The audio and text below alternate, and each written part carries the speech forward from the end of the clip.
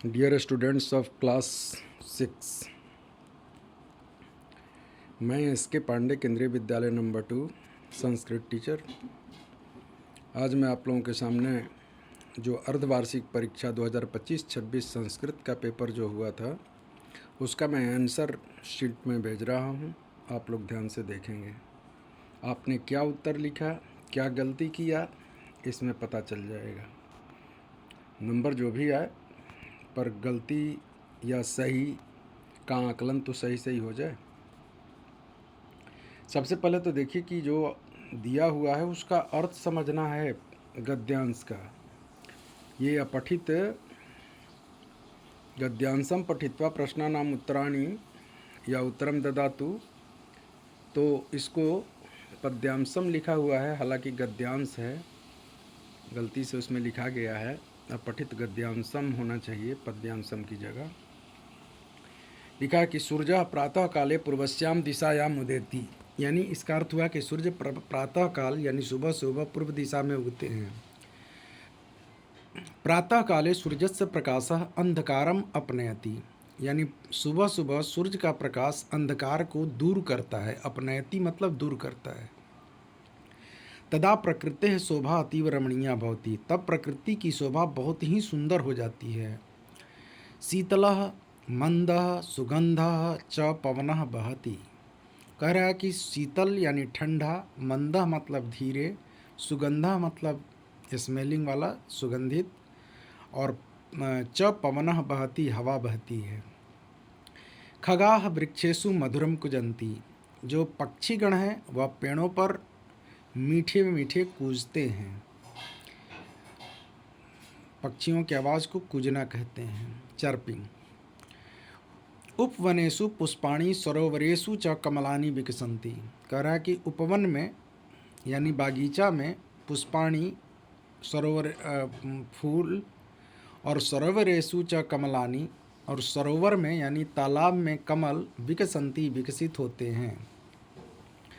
विकसितानां पुष्पाणाम् उपरि स्थित्वा भ्रमराः मधुरम गुंजन्ति, विकसित पुष्पाणाम उपरि यानी फूलों के ऊपर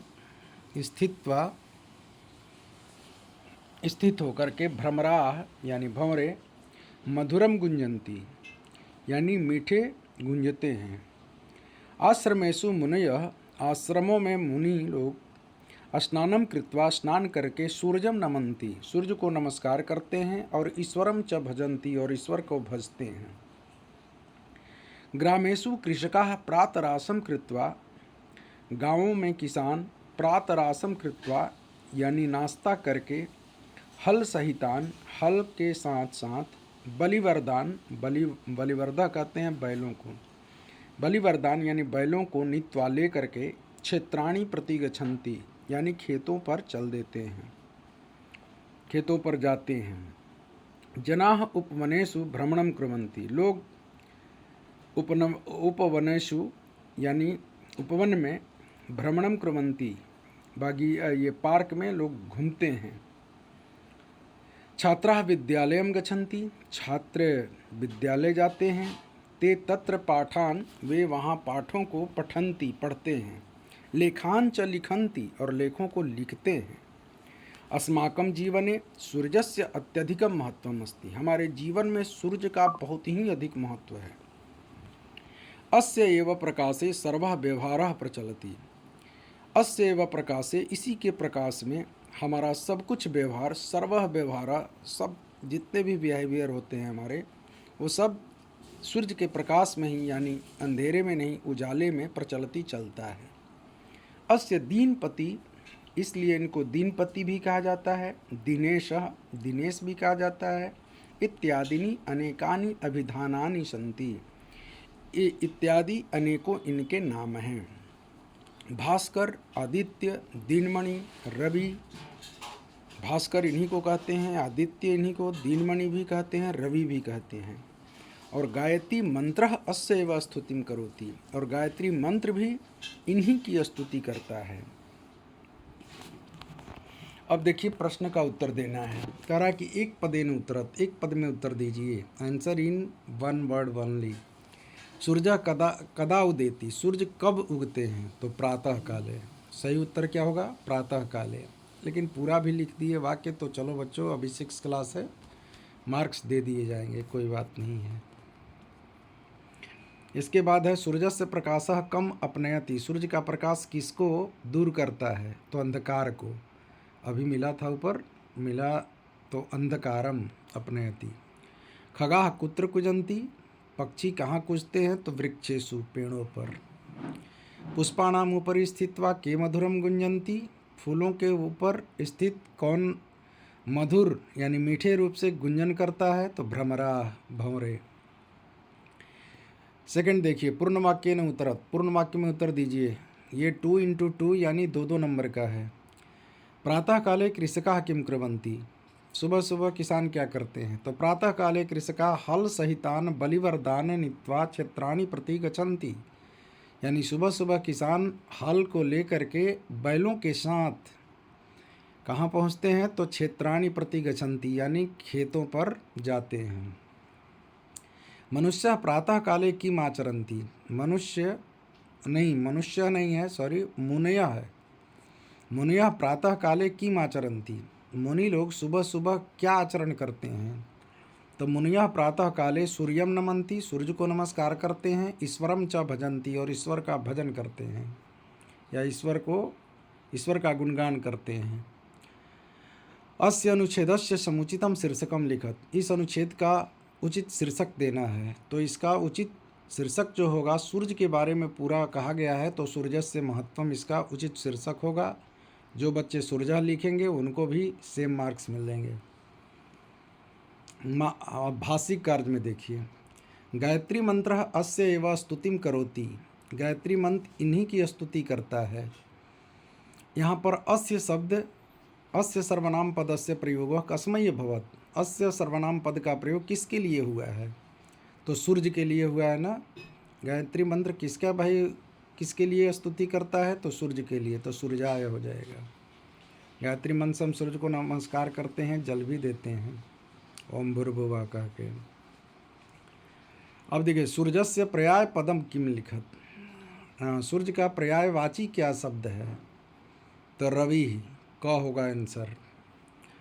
खंड ख में चलिए, उदाहरण अनुगुणम समयम संख्या भी लिखंतु, उदाहरण के अनुसार जो समय दिया गया उसको संख्या में लिखें। अब लिखा है 10:30 वादनम, तो 10:30 कैसे लिखेंगे हिंदी में, उसको लिखना है 10 वादनम यानी 10 बजे, सपाद 6 वादनम यानी 6:15 बजे, 6:15, सार्ध चतुर्वादनम यानी 4:30, और पादोन 11 वादनम यानी 10:45।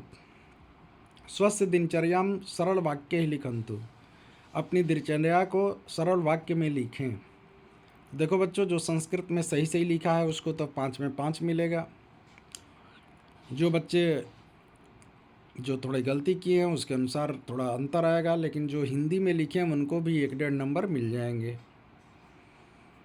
अपनी दिनचर्या को हालांकि संस्कृत में लिखना है, लेकिन कोशिश हिंदी में भी सही सही लिखे होंगे तो मार्क्स मिल जाएंगे, 1-1.5 नंबर जो भी होगा।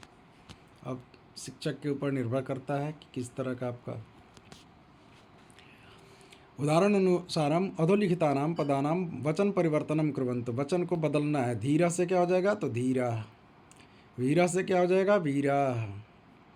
जनसेवकः तो जनसेवका हो जाएगा।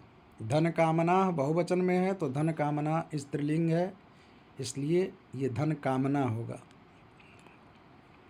निखिला तो निखिला, बालः तो बालः है तो बालाः। वचन परिवर्तनम, इसमें क्या है? निखिला तो निखिलाः हो जाएगा, निखिला नहीं निखिलाः। यहाँ पर ध्यान देना बच्चों, निखिला जो है ना, यहाँ निखिला जो है वहाँ पर लाप के बाद विसर्ग लगाना है, इसमें नहीं लगा हुआ है, छूट गया है, उसको ठीक करना है। अब ऊपरी, ऊपरी क्या है? तो जो रक्त वर्ण है लिखा, केसर वर्ण है लिखा, दोनों का सही होगा। झंडे में ऊपर कैसा होता है? तो केसर वर्ण, रक्त वर्ण, कुछ भी लिखो दोनों में से। मध्ये श्वेत वर्ण अस्ति, अधः हरितः वर्ण अस्ति, ध्वजस्य केंद्रे नीलवर्णः अस्ति। और बच्चों ये जो अपना कलर करके जो मिलाया होगा वो तो सही है ही, हाफ नंबर के 8 हैं, 4 नंबर के होंगे। और जो नहीं भी किया होगा तो उसका हिंदी भी लिख दिया होगा कि रक्त वर्ण को क्या कहते हैं हिंदी में, नील वर्ण को क्या कहते हैं, कृष्ण वर्ण को क्या कहते हैं, जो हिंदी में अर्थ भी लिख दिया होगा उसको भी 4 नंबर दे दिए जाएंगे। क्वेश्चन नंबर 7, अधोलिखितेभ्य वाक्यभ्य अव्यय पदानि चित्वा लिखन्तु। अव्यय पदों को चुन करके लिखना था। इसमें क्या हो जाएगा, अव्यय पद उसको कहते हैं जिसमें न तो कोई लिंग परिवर्तन हो, न वचन परिवर्तन हो, न विभक्ति में कोई चेंजिंग हो, तो उसको हम कहते हैं अव्यय पद। तो इसमें कौन सा है, बहिः, बाहर। इसमें होगा एक वानरः वृक्षस्य उपरि तिष्ठति, एक बंदर पेड़ के ऊपर बैठता है, तो ऊपर हो जाएगा यहाँ पर अव्यय पद। सः फलानि अधः क्षिपति, वह फलों को नीचे फेंकता है, तो नीचे, ऊपर, बाहर, अंदर, ये सब क्या है, सारे अव्यय पद हैं। इसका कोई न तो विशेष बहुवचन बनता है, न कोई लिंग चेंज होगा, न कोई विभक्ति रूप चलता है। जो कहते हैं जहाँ रहेगा वैसे ही रहता है, इसलिए इसको अव्यय कहते हैं। अव्यय, व्यय मतलब खर्च, अव्यय मतलब जो खर्च ना हो, यानी कहीं परिवर्तन ना हो। तत्र एकः बिडालः अस्ति, तो तत्र हो जाएगा, वहाँ एक बिडाल है, वहाँ, यहाँ, ये सब क्या है, अव्यय पद है।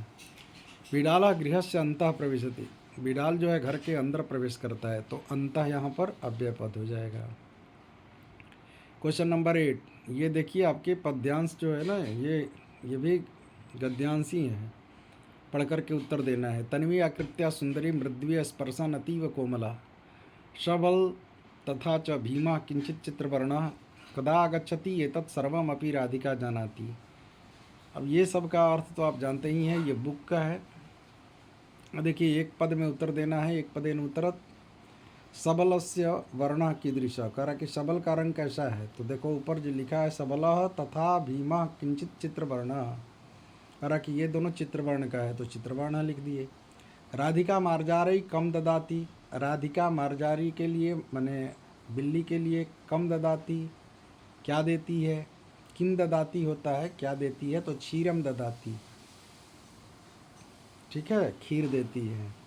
राधिकाम दृष्टवा, राधिका को देख करके, के भीता न भवंती, कौन जो है जो डरते नहीं हैं, तो सावकाः, सावकाः मतलब बिल्ली के बच्चे को सावक बोलते हैं, तो सावकाः भीता न भवंती। भीमा कीदृशः, भीम जो जिसका नाम था, बच्चे 4 थे, तो भीम कैसा था, तो स्थूलः, स्थूलः मतलब मोटा था, चित्रवर्ण। अब पूर्ण वाक्य में उत्तर देना है। तन्वी मृद्वी सबला च भीमा कीदृशं दृश्यते, तो तन्वी आकृत्या सुंदरी, मृद्वी कोमला, सबला च भीमा किंचित चित्रवर्णः दृश्यते। शावकानां समीपम राधिका गच्छति तदा मार्जारी किम करोति, जब शावकों के पास यानी बच्चों के पास जब राधिका जाती है तो मार्जारी क्या करती है, बिल्ली क्या करती है अपने बच्चों के प्रति, तो शावकानां समीपम राधिका गच्छति चेत मार्जारी मंदम मंदम पृष्ठतः आगच्छति, यानी मार्जारी जो है बिल्ली वो धीरे धीरे पीछे से आती है, देखने के लिए कहीं मेरे बच्चे को मार तो नहीं रहे हैं। अब भाषिकार, सूक्ष्म शब्द से विलोम पदम लिखत, सूक्ष्म का विलोम क्या हो जाएगा, तो अस्थूला, ठीक है, स्थूलम, सूक्ष्म का स्थूल ग हो जाएगा।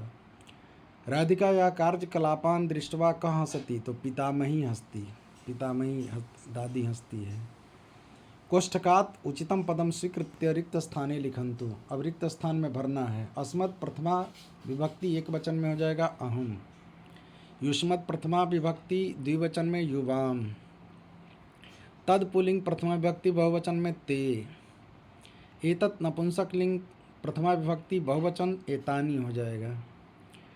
एतत् स्त्रीलिंग प्रथमा विभक्ति एक वचन में ऐसा हो जाएगा। तद स्त्रीलिंगम प्रथमा विभक्ति द्विवचनम तत्ते हो जाएगा, क्योंकि सा तेता होता है, द्विवचन में ते हो जाएगा। अब मिलाना है क्वेश्चन नंबर 9 में, तो इसमें क्या हो जाएगा, ऐसे ही नीचे लिखना होगा। घत भीतयो धृतनीतयो, तो दृढ़ शक्तयो निखिला, यामो वयम समरांगणम, विजयार्थिनो बाला, जगदीश है परमेश है सकलेश है भगवन, जय मंगलम परमोज्वलम नो देहि परमात्मन, जनसेवकाः अतिभावकाः शुभचिंतकाः नियतम। ये हो जाएगा आपका पूरा आंसर।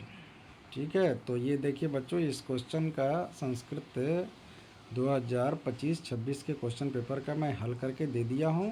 और जो गलतियाँ होगी उसको सुधारेंगे, अपनी कॉपी पर ये आंसर लिखेंगे ताकि फिर से ऐसी गलती आगे ना हो। चलिए ठीक है, थैंक यू, धन्यवाद। नेक्स्ट का पेपर मैं डाल दूँगा कल। धन्यवाद।